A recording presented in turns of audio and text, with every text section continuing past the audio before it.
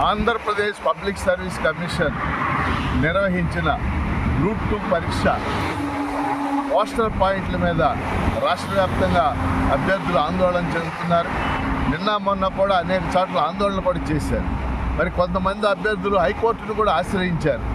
High court కూడా roster పాయింట్స్లో తప్పులు ఉన్నాయని వారు చెప్పడం అనేది జరిగింది. అందువల్ల ఈ నేపథ్యంలో ఆందోళన చెందుతున్నటువంటి అభ్యర్థులకి ఉపశమనం కలిగించాల్సిన బాధ్యత రాష్ట్ర ప్రభుత్వం మీద ఉన్నది.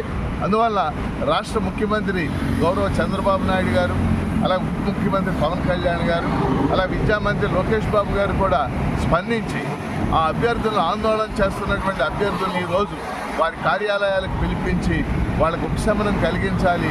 ఆ పరీక్షకు సంబంధించినటువంటి ఎటువంటి నిర్ణయాలు తీసుకోవాలో వాళ్ళతో చర్చించాలని కూడా నేను ప్రభుత్వానికి విజ్ఞప్తి చేస్తున్నాను.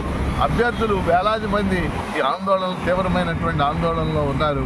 ఈ ఆందోళనకి ఉపశమనం కలిగించాల్సినటువంటి బాధ్యత రాష్ట్ర ప్రభుత్వం మీద ఉంది. రాష్ట్ర ప్రభుత్వ ప్రధాన కార్యదర్శిపై కూడా ఉన్నదని చెప్పేసి నేను తెలియజేస్తాను.